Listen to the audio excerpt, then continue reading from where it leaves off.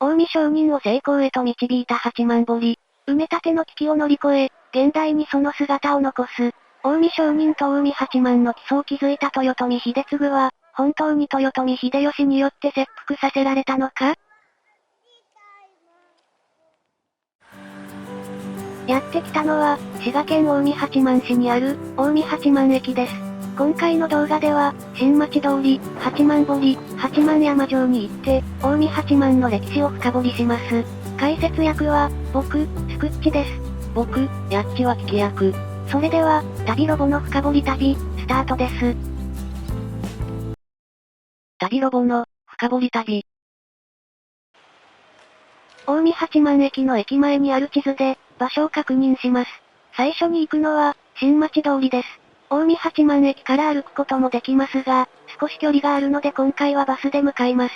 新町通りから八幡堀、八幡山城の順番で行くと、歴史を感じられる観光になると思います。滋賀県近江八幡市は、地図の赤丸のあたりにあります。これから行く新町通りは、地図の赤丸のところです。近江八幡駅から少し離れているのがわかります。今回のルートは、赤い矢印で示してあります。バス停から新町通りを通って、八幡堀方面に歩いていきます。近江鉄道バスをご利用いただきまして、ありがとうございます。このバスは、小畑町資料館前経由、降りたのは、小畑町資料館前バス停。この近くには、今回行く場所以外にも観光地があるので、また別の機会に行ってみたいと思っています。行きたい場所がたくさんあるから、いつ行けるかが問題だけどね。近江八幡駅の方に少し戻って、左に曲がった先に、目的地の新町通りがあります。新町通りを含むこの地域は、近江八幡市八幡として、重要伝統的建造物群保存地区に選定されています。洗練された衣装の、近江商人の本宅や居宅が立ち並び、通りに臨むみこしの松ともに、豊かな街並みを形成している。地区の特徴として、そう書かれています。詳しく知らなくても、街並みを見るだけでも楽しめそうだね。そうですね。でも、詳しく知っていると、さらに楽しめると思います。近江商人は、近江の国に本宅を置いて、行商して歩いた商人の総称です。近江の国は、現在の滋賀県です。近江商人は、16世紀から19世紀にかけて、全国にその名を轟かせたとのことです。明治時代の日本経済の近代化にも貢献しました。近江商人が起こした事業の多くは、現在も活躍する企業へと発展したそうです。近江の国には、優秀な商人を育てる何かがあったの？近江商人の成功は、地理的条件も関係してるみたいです。近江は、政治の中心地の京都、商用の中心地の大阪の両方に近いという地理的特徴があります。さらに、東海道と中山道のルート上でもありました。東海道と中山道は、両方とも五街道に入る街道だね。そうですね。近江の国にある、東海道の宿場は、日本橋から49番目の土山宿から、53番目の大津宿、令和7年、2025年7月時点で、東海道53次の宿場巡りシリーズではまだたどり着いてない。今いる近江八幡から一番近いのは、中山道の武蔵区みたいだね。中山道69次の宿場も巡ってみたいですね。東海道53次の宿場巡りシリーズが終わったら考える。ここは、近江八幡市指定文化財の、旧番家住宅です。有料ですが中を見ることができます。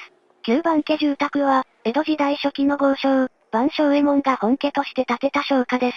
7代目番正右衛門義忠が、文政10年、1827年から、天保11年、1840年にかけて建てたそうです。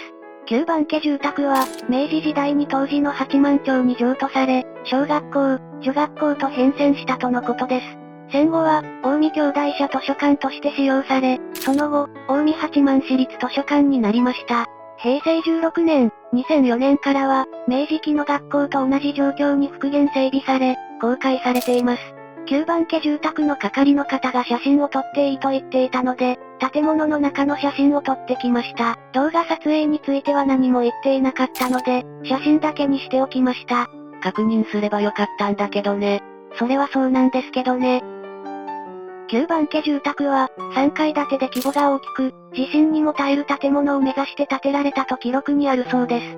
これは当時としては珍しいとのことです。建物に入ると、その正面には、3階の屋根裏まで届く吹き抜けがあります。その吹き抜けは、2階から見下ろすことができます。そして、その2階には、45畳の広さの大広間が広がっています。その大広間が一番の見どころと書いてあるサイトもありました。窓の上を端から端まで走る14メートルの梁には、継ぎ目がありません。この大広間の天井を見上げると、その凄さがわかると思います。9番家住宅の中に入ると、正面には左義長保存会の展示がありました。左義長の名前の由来は、打球という遊戯に使われた、義長という道具だそうです。打球は、平安時代に宮中で行われた、正月のめでたい遊戯とのことです。左義長は、破損した義長を3本束にして、陰陽師が歌い生やしながら焼いた行事が起源とされています。各書物の表記は、今とは違っていて、色々な漢字で記されているそうです。次第に、今の左義長という表記になっていったと考えられています。毎年3月中旬に行われる左義長祭りでは、この写真にあるような左義長が使われます。旧城下町の各町で左義長を作り、若衆が全部で13基の左義長を担ぎ、旧城下町を練り歩きます。左義長は日暮八幡宮まで担がれ、火除け、厄除けの願いを込めて、燃やされます。こんなすごいものを毎年作って、毎年燃やしてるの？そうみたいです。いつか左義長祭りを見に行けたらいいですね。とある構想で、近くに行く計画があるから、タイミングが合えば行ってみようかな。9番家住宅に向かって左側にある道が、新町通りです。今回の目的は、この新町通りで、9番家住宅が面白そうだったので寄ってみました。9番家住宅、近江八幡市立資料館、旧西川家住宅の共通入場券があったので、それを購入しました。令和7年、2025年3月時点で、共通入場券は800円でした。近江八幡市立資料館と旧西川家住宅は、撮影について何も書いてなかったので、撮影していません。9番家住宅も含めて、おすすめの場所だと思います。さっきも言った通り、新町通りは、国の重要伝統的建造物群保存地区に含まれている通りです。9番家住宅などに入らなくても、この新町通りを歩くだけで満足できるかもしれません。観光客もそこまで多くなかったから、もしかしたら穴場なのかもね。金沢の数町茶屋街もそうでしたが、あまり知られていない観光地は、まだまだありそうですね。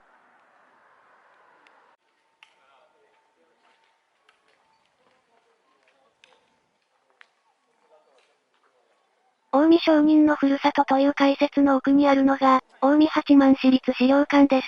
近江八幡市立資料館は、郷土資料館、歴史民族資料館、旧西川家住宅の3館からなっているとのことです。解説の奥にあった建物が郷土資料館で、その奥に歴史民族資料館がありました。旧西川家住宅の入り口は、新町通りにあります。この新町通りには、江戸時代末期から、明治、大正にかけて建築された商家があって、今も保存されています。新町通りをまっすぐ行くと八幡堀があるので、八幡堀目的でも、ここを通った方が楽しめると思います。新町通りには、格子戸や神輿の松など、八幡の商家の特徴がそのまま残されているそうです。近江八幡の風景がデザインされたマンホールもあるみたいですが、動画編集中に知ったので、見ることができませんでした。近江八幡の街並みは、天正13年、1585年に、豊臣秀次が八幡山に城を築いたことに始まるとのことです。ここが旧西川家住宅の入り口です。旧西川家住宅は、宝永3年、1706年に建てられた京風の建物で、昭和58年、1983年に重要文化財に指定されました。西川家は、茅や畳表などを扱って財を成して、11代、約300年続いた近江商人だそうです。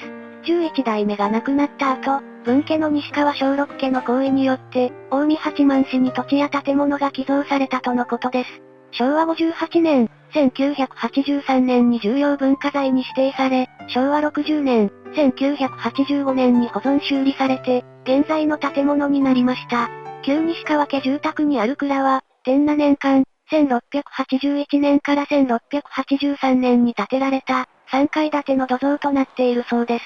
これは全国的にも珍しく、西川家の隆盛を物語っています。ところで、近江商人って三方よしで有名な商人だよね。そうです。三方よし、売り手よし、買い手よし、世間よしは、近江商人の商人道を象徴しています。売り手と買い手だけでなく、世間に利益を提供することを心がけていたそうです。世間に利益って？世の中から必要とされる正当な商いということみたいです。近江商人は、社会的責任と使命を果たすことに、商人としての誇りを感じていたそうです。近江商人の家訓は、稼ぐための秘訣や技術が記されているわけではありません。信用や信頼の重要性、勤労や勤勉の大切さ、質素倹約など、いつの時代も必要とされる内容になっていたそうです。この倫理観の高さが、成功の要因の一つとされています。近江商人の精神は、陰徳禅師という言葉にも現れています。これは、隠れた徳と善行という意味です。近江商人にとって、大きな声で言わずに富を分かち合うことが重要でした。近江商人の社会貢献は、公共事業への資金提供、神社仏閣への寄進として行われたそうです。商売のことはわからないけど、大事なことのような気がするね。近江商人の成功は、この先にある八幡堀にも関係しています。そして、新町通りが今の状態で残っているのも、八幡堀と関連があります。八幡堀を見ながら、それらについて深掘りしていきます。これから行く八幡堀は、地図の赤丸のところです。近江商人の街並みが見られる新町通りを進むと、八幡堀のところに出ることができます。地図を拡大してみます。今回行くのは、赤丸のあたりです。八幡堀は、天正13年、1585年に豊臣秀次が築いた、八幡山城と関係しているそうです。八幡山城を築く際に掘られた堀が、八幡堀の始まりとされています。堀は城の防衛のために作られますが、八幡堀は町と琵琶湖を結ぶ交通路としても利用されました。ここが八幡堀です。船がいるね。八幡堀は、和船に乗って観光することができます。令和7年、2025年7月時点で、乗船料金は、大人が1500円、子供が1000円です。おむつをつければ、犬も乗船できるそうです。予約なしで乗ることができますが、確実に乗りたかったら、1週間前までに予約する必要があるとのことです。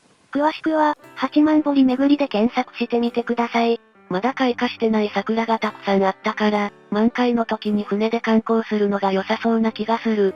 この日は令和7年、2025年3月下旬、桜が開花してることを期待していたんですけどね。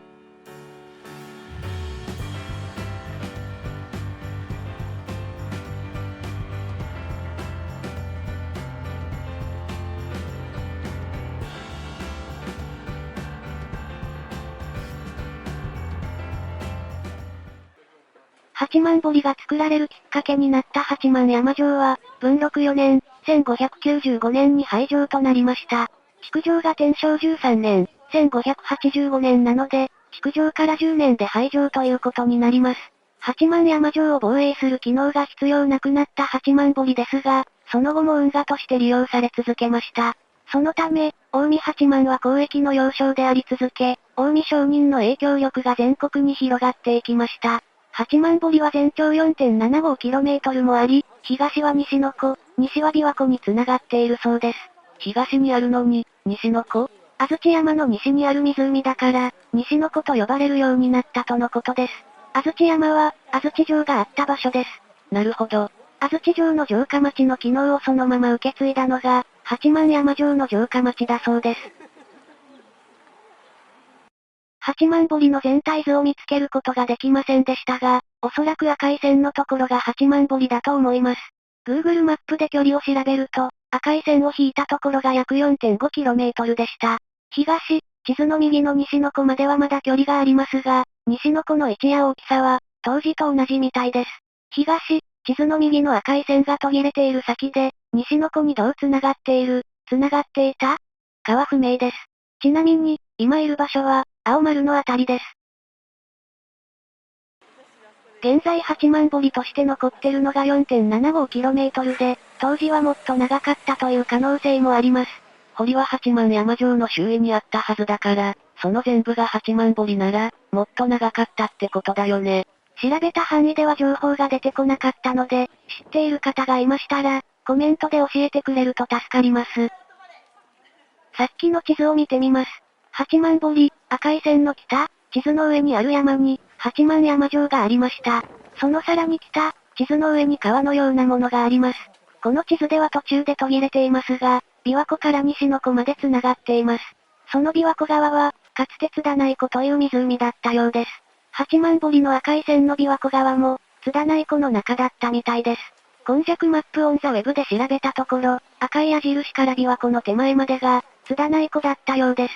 Google マップによると、そこから琵琶湖までは約300メートルでした。赤い線の東、地図の右の端から西の湖までは、直線距離で約 1.6km です。どちらにしても距離が合わないので、現在残ってる八幡堀の距離が 4.75km なのかもしれません。ちなみに、八幡山城の北、地図の上の川のようなものは、赤い矢印から西、地図の左が津田内湖の一部だったようです。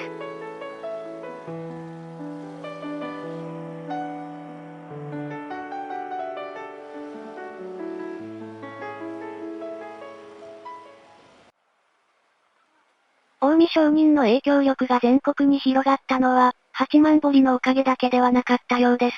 八幡山城を築いた豊臣秀次は、織田信長に倣い、楽市楽座を施行し、城下町の振興を図りました。さらに、八幡を通るように京街道のルートを変え、琵琶湖を往来する荷船も必ず寄港させるようにしたそうです。京街道って大津宿と京都の間で東海道と分岐して、大阪に向かう街道じゃないの？一般的にはそうですが、ここでの京街道は、朝鮮人街道のことのようです。朝鮮人街道？新町通りのところで出てきていますが、解説としては触れていない街道です。ああ、9番家住宅の前の通りに解説があったね。その街道のことみたいです。朝鮮人街道は、ソウルから江戸までの約 2000km の行程ですが、近江八幡周辺では、京街道と呼ばれたそうです。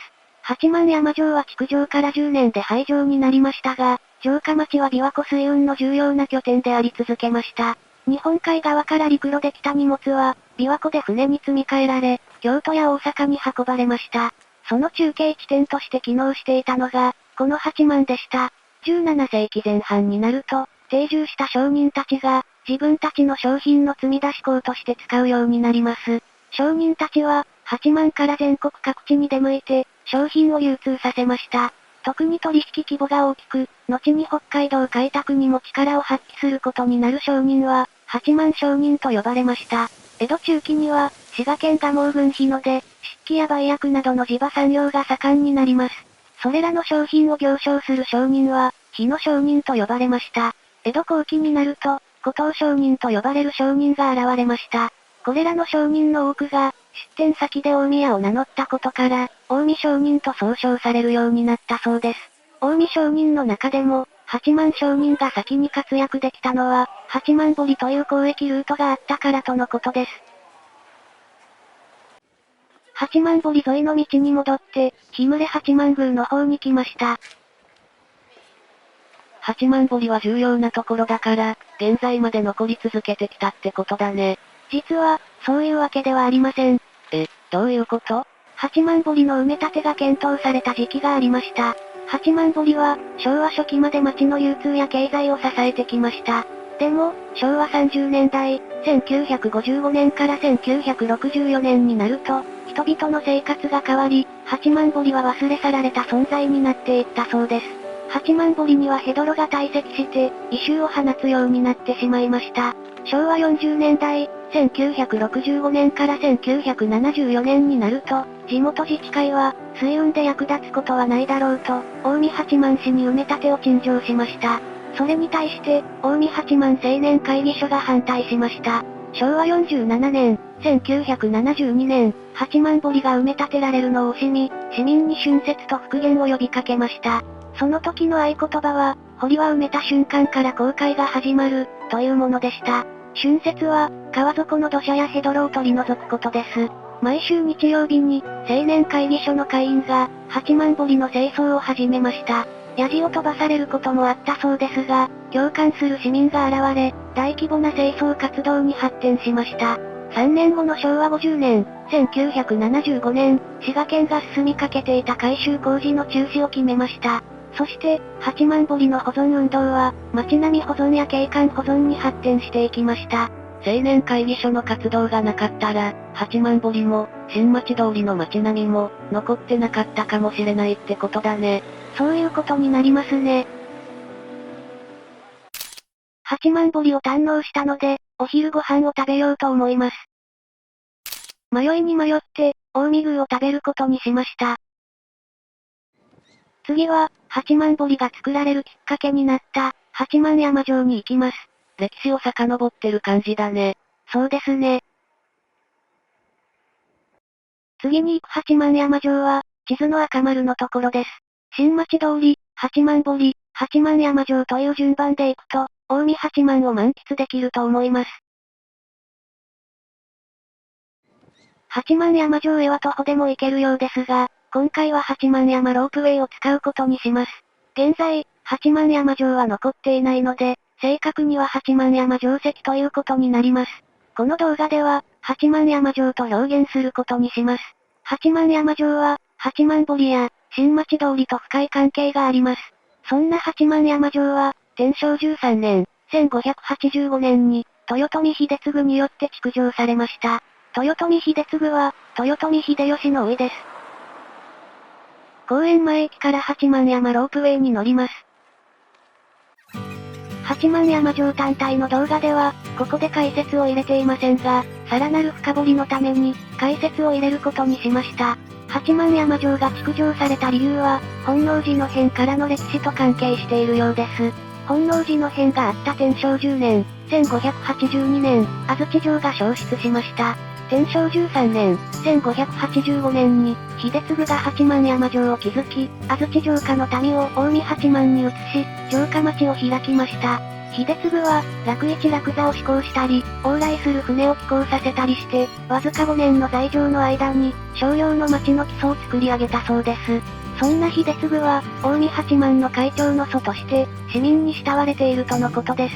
秀次がいなかったら、近江商人は誕生してなかった可能性もありそうだね。最初の近江商人の八幡商人が全国で活躍したのは、八幡堀があったから、ということみたいですからね。さらに、安土城が焼失しなかったら、本能寺の変がなかったら、と考えるのも面白そうですね。歴史は繋がってるってことがわかる話だね。そのように繋がっている歴史も、事実とは違うことが伝わってる可能性もあるんですよね。八幡山城を築城した豊臣秀次に関して、事実とは違う話が伝わっている可能性についても触れたいと思います。3倍速でお送りしました。西の丸跡から琵琶湖が見渡せるようですが、先に展望館に行こうと思います。展望館にはトイレがあるみたいだから、下界で行き忘れた人は、最初に行った方がいいね。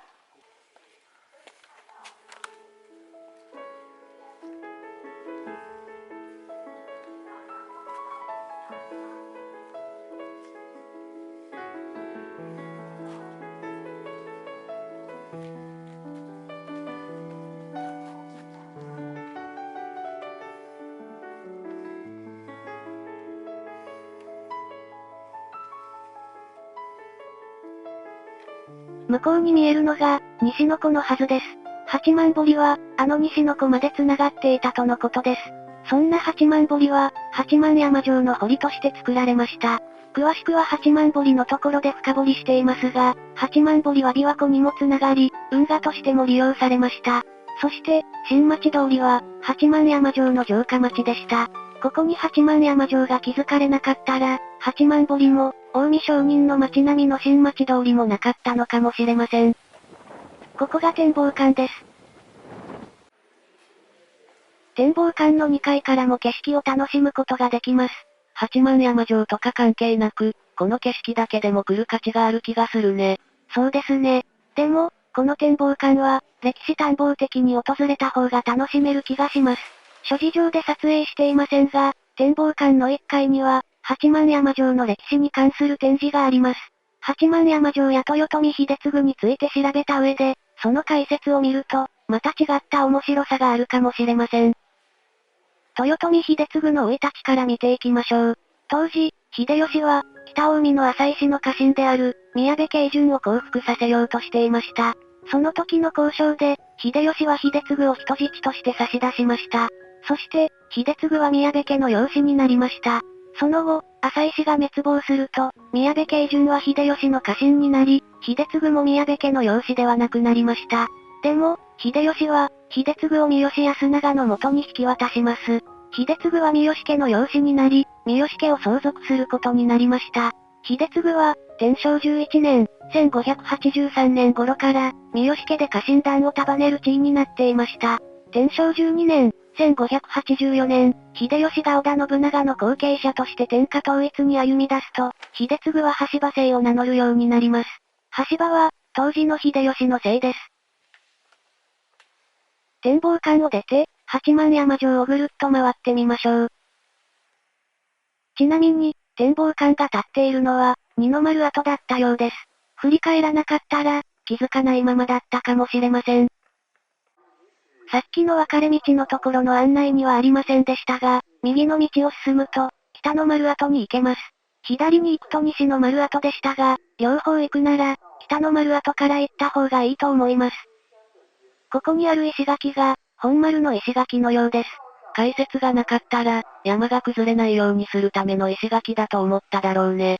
そうですね。八幡山城は、その名の通り、八幡山に築かれた城です。建物が残ってるわけではないみたいなので、知らなければただの山道のように見えてしまいます。羽柴姓を名乗るようになった秀次は、その後も秀吉に翻弄されることになります。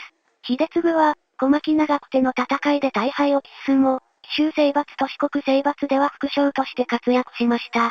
天正14年、1586年に、秀吉から豊臣姓を授かります。天正19年、1591年、秀吉の嫡男が亡くなったことから、秀次は秀吉の養子となり、正式な後継者となりました。秀吉は関白職を秀次に譲り、秀次は、二代目関白として実質的な統治者になっていきました。順風満帆に見えた秀次ですが、文禄2年、1593年にその運命が大きく変わっていきます。秀次が関白になる前の年、天正18年、1590年に時を戻します。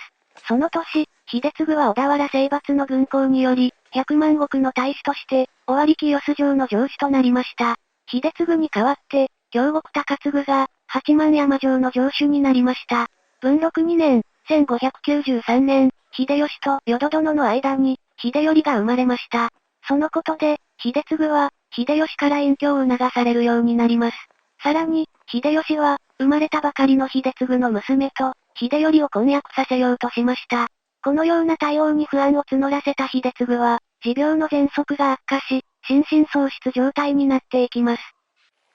さっき、北の丸跡まで約5分とありましたが、5分もかからずに到着できた気がします。ここが北の丸跡です。ここから西の湖がよく見えます。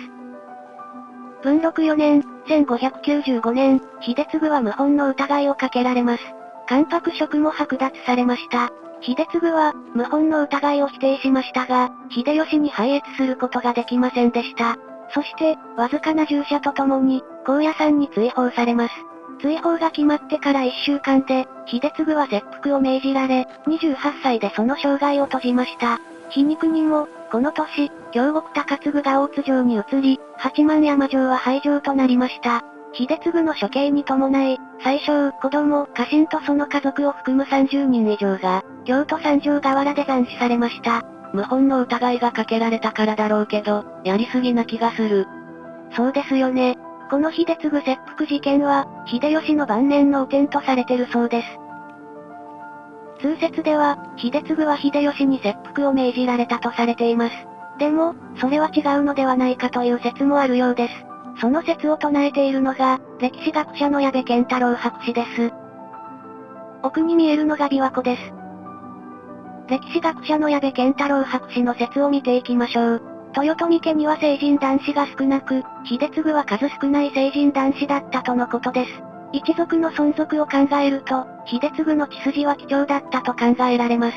秀吉から譲られた関白につけるのは、本来、摂関家と呼ばれる御家のみでした。秀吉は摂関家としての豊臣家の立ち上げに成功し、他の大名家とは別格であることを明らかにしました。関白を秀次に継承することで、秀吉は豊臣政権の正当性と永続性を担保しようとしたと考えられます。そう考えると、秀吉が切腹を命じたというのは、事実と異なる可能性が出てきます。さらに、秀次の謀反を証明する一次資料は見つかってないそうです。金見狂気などには、秀次が自ら高野山に向かったと記されています。それは、身の潔白を証明するためだったようです。高野山に行った秀次に対して切腹命令が出されますが、その文書の写しは確認されていないとのことです。秀次の切腹に関する記述は、現代語訳として、自ら切腹したと解釈することもできるそうです。この辺の流れを時系列に沿って見ていきます。文禄4年、1595年7月12日、秀吉から、秀次、高野十残令が出されます。それによって、身の回りの世話をする人数が定められ、秀次や近似の者が刀や脇差しを持つのが禁止されました。また、秀次が勝手に下山したり、見舞いの者が来たりしないように、警備を固めるように指示されていました。この内容から、矢部博士は、秀吉が秀次の自決を防ごうとしていたと考えています。秀次、高野十残令が出された翌日、文禄4年、1595年7月13日に、秀次、切腹命令が出されます。重要な文書であるにもかかわらず、秀吉ではなく、石田三成ら武陽衆の連名で出されているそうです。さらに、その文書の写しなどは確認されていないとのことです。なんか秀次切腹事件の真相が怪しくなってきたね。お湯殿の上の日記には、お腹切らせられと書かれているとのことです。これの現代語訳は切腹させられとされているそうですが、そもそも文法的に間違っていると矢部博士は指摘しています。外国人が日本語を習得する際に使用した、当時の文法テキストには、せられ、には尊敬の意味もあったことが記されているそうです。尊敬の意味であれば、切腹させられた、ではなく、切腹なさった、という意味になります。究極の請願としての切腹もあったことから、秀次が潔白を証明するために、自ら切腹した可能性は残ります。これが事実だとすると、一族の処刑については、豊臣政権を守るためという可能性が出てきます。現職の関白の切腹という大事件から政権を守るため、切腹して当然の謀反事件に仕立て上げる必要があったということです。これが、歴史学者の矢部健太郎博士の説です。さっき、関白職を剥奪されたって言ってたよね。一般的には、秀次は関白職を剥奪されたと言われていますが、矢部博士は、その根拠がないと言っているようです。なるほど。でも、その時関白だったかは関係なく、事実ではないことが伝わってる可能性はありそうな感じだね。そうですよね。高野十残令で、高野山での過ごし方が決められたのに、翌日に切腹命令が出されるっていうのも変な気がするし。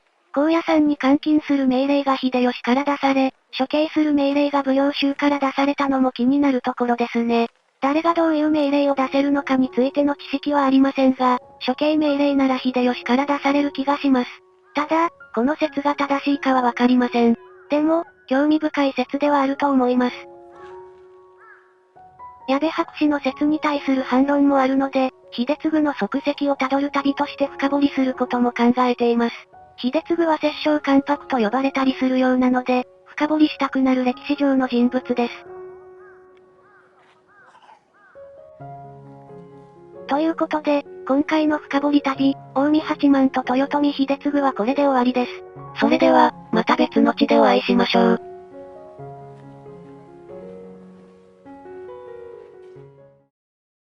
ご視聴ありがとうございました。チャンネル登録、高評価で、僕たちの旅を応援してくれると嬉しいです。